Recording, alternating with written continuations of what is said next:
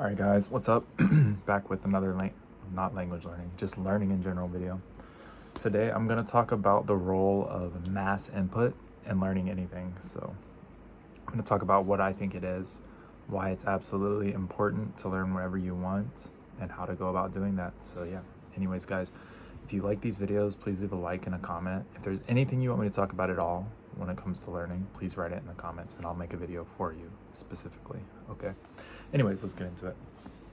So mass input in learning. So I want to start off by talking about I guess where this concept came from for me. Of course, I learned it from other people, but what logically makes sense to me. So obviously as humans, we're just input and output machines, right? We take in inputs through the five senses and we output, words, actions, etc. So basically from the moment you were born, so from birth until today, we've been doing this, right? You've been taking in input and then putting out outputs, right? You feel something and then you have some kind of response. Some kind of information comes in and that helps to form whatever information comes out, okay? So basically, what does that mean? Well, input leads to output, right? Whatever you're inputting is going to lead to output. So obviously, if you have bad input or not enough input, you're going to have bad output or not quality output, right? If you have good input and a lot of good input, then obviously you're going to have good output, okay? It just makes perfect sense, doesn't it? Whatever we bring in goes into the black box of our brain and then pops back out in our language or whatever we do when we're doing our skill and the actions we take doing our skill. So that's why input is the most important thing when learning any skill, okay? Whether it's language or any other skill. Like a lot of people talk about input when it comes to language learning, but I think in my head, humans, I guess we are special because we can learn language and that might be one of our special characteristics. But for some reason, it doesn't make sense to me that learning a language would be fundamentally different from any other learning humans do. Someone can argue with me about that. I don't know exact specifics on it. I'm just going to turn off my computer so it doesn't make a sound. But yeah, to me, I think all learning is probably just about the same. It's about getting good inputs, whether it's listening to something, reading something, or feeling something, okay? Feeling something with your hands or feeling the way your body moves or whatever. Those inputs are going to lead to output, okay? So generally though, what is input when it comes to your skill? What should you be doing for input, right? So input generally is listening and reading about your skill or watching about your skill. So for example, if you're doing Brazilian Jiu-Jitsu, maybe you read a book about Brazilian Jiu-Jitsu. Maybe you listen to podcasts about Brazilian Jiu-Jitsu. Maybe you watch instructionals. Maybe you watch entertaining YouTube videos about Brazilian Jiu-Jitsu. All of that is a form of input, right? Okay, not only that, it goes deeper than that. Actually doing your skill, in my opinion, is also a form of input. Especially if you're doing something very physical like Brazilian Jiu-Jitsu or something very competitive where there's a lot of things happening to you. Basically, it's not only you doing something. Like if you're coding, obviously it's only you writing the code. There's no response back, I guess, in that sense. I haven't thought too deeply about this part, but basically when you're doing jiu-jitsu or whatever, you're actually getting input from the other person across from you, right? From the person you're training with. You're also getting input from them based on what they do to you, right? Which is going into that input machine in your brain. Okay, so what is mass input? Mass input, in my opinion, is simply engaging with your skill to the limits of your motivation. Okay, so it's engaging as much as possible with your skill and absorbing as much as you can about your skill every day. And I'll tell you one secret right now. There's no shortcut to learning your skill. There's no shortcut to getting to the level that you want. You can do it more quickly, I suppose, than other people if you watch my videos and go check out some of my other videos. But there's no shortcut. You're still going to have to put in years of effort if you want to become a true master at anything. Okay, and you're going to have to go through the reps. You're going to have to get enough input. So it's not just for language learning getting input, but for any skill, you have to have thousands and thousands of hours of input to truly get to the highest level of any skill. Okay, so real quick, talking about input further, there's a couple different types of input too. One of them is like passive input, and the other is active input. And I would consider active input where you're really focused on what you're listening to. Maybe you're taking notes about it if you like notes, or you're very actively engaged trying to win at whatever skill you're doing, right? That's active input.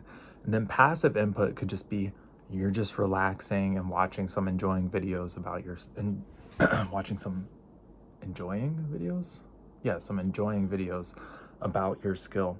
Or you're just relaxing on the train, okay, and watching something about your skill, or listening to a podcast about your skills. So you're not necessarily 100% focused. You're more in kind of like a low vibrational state, I guess, just kind of chilling, engaging with your skills. So that's what I would consider like passive input. And another thing I'll add quickly is people underestimate how much passive input can add up. If you're truly like, if you have the option of just, scrolling random reels, or you could passively input in your skill, obviously passively inputting in your skill, even if you're watching enjoyable content that was made to entertain for your skill, not necessarily educational content, that's still going to give you little gains over time and little gains over time. So just keep that in mind. People often, I think, don't do enough passive input, where that could really help them gain more in the long run, even though it seems like you're not gaining as much because you're not actively focused. But over the long term, if you keep doing those, they really add up over time. Okay.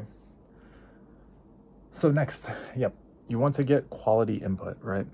So you don't want to be inputting. So for example, if you're doing jujitsu and you're only ever training with other beginners, how are you going to know what you're doing is right or wrong? Okay. Even if you do something that works on another beginner, that doesn't mean it's going to work on somebody that actually knows what they're doing, right? So you have to be getting quality input. So if you're doing jujitsu, you should be rolling with people who are better than you.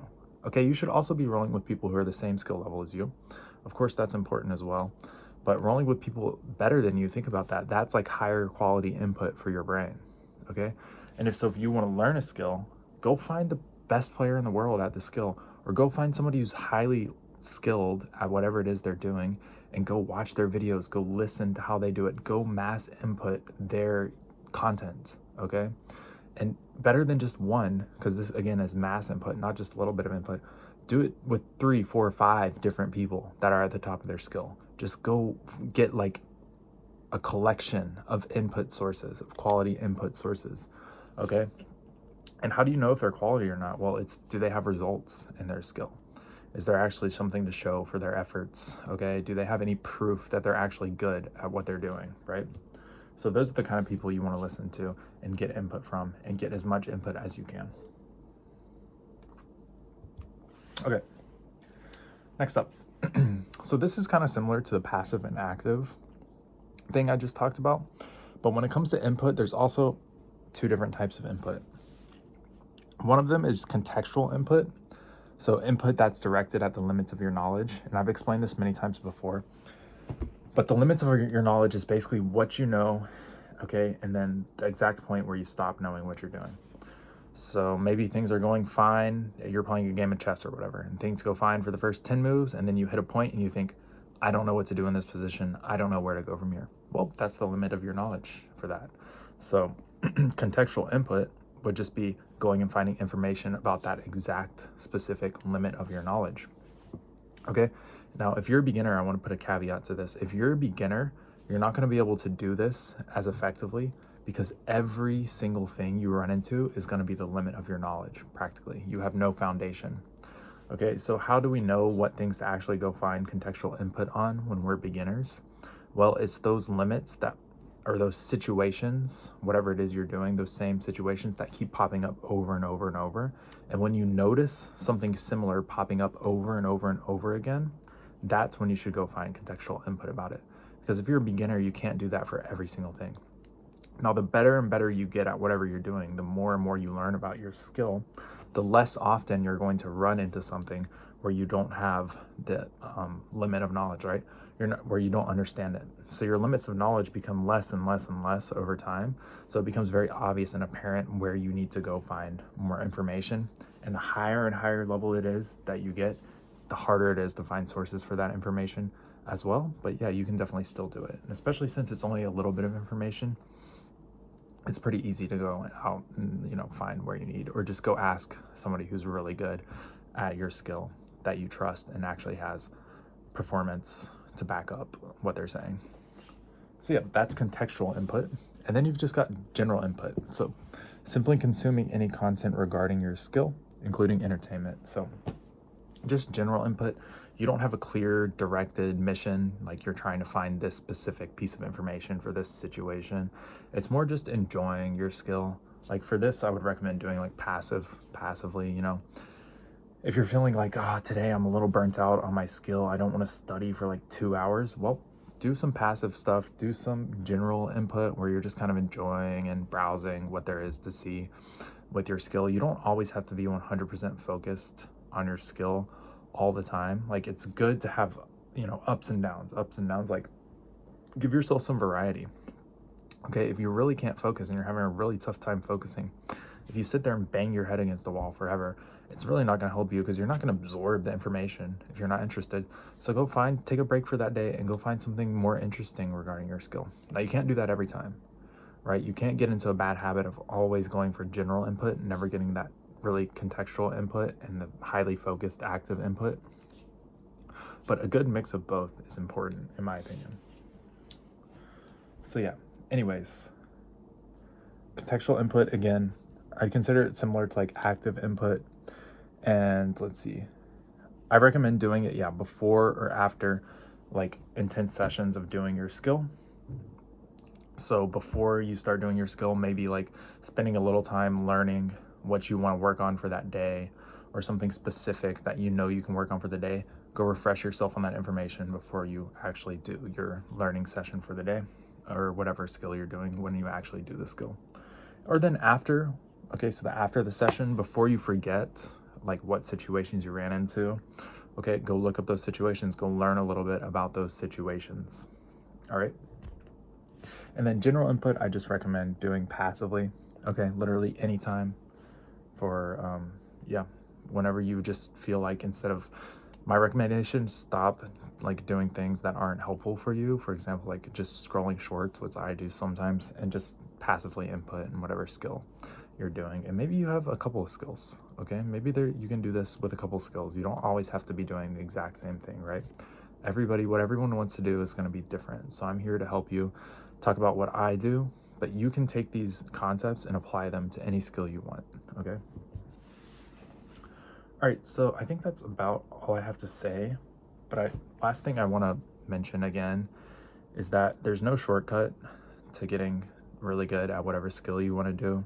It's simply going to take a lot of time, and you're just going to have to put in, you know, tons and tons of reps and just keep getting input. Again, I consider like doing repetitions of like motor movements and things like that. Those are also a form of input. And, you know, spending a lot of time, you know, competing in whatever you're doing, or if you're coding, spending a lot of time, you know, working through examples and problems and things like that. So there's no shortcut to it. So get started on it. Remember that if you're not fundamentally enjoying what you're doing, you're probably doing the wrong thing. So if you fundamentally enjoy something, I think you'll find that doing mass input for that thing is fairly fun and enjoyable. And you just have to remember that eventually, if you keep giving your brain enough input, it is going to make the changes that you want to see. And eventually things will start to click, and you'll get that really fundamental knowledge you're looking for, and you'll be able to rise above the average people in your skill. There was one more thing I wanted to talk about. I think that's about it for mass input. So guys, once again, if there's anything else you want me to talk about, just leave a comment and I will make a video specifically for you and your comment about whatever you leave. Okay. If you enjoyed the videos, if they help you, please leave a like and subscribe. Guys, anyways, have a great day. See you in the next one.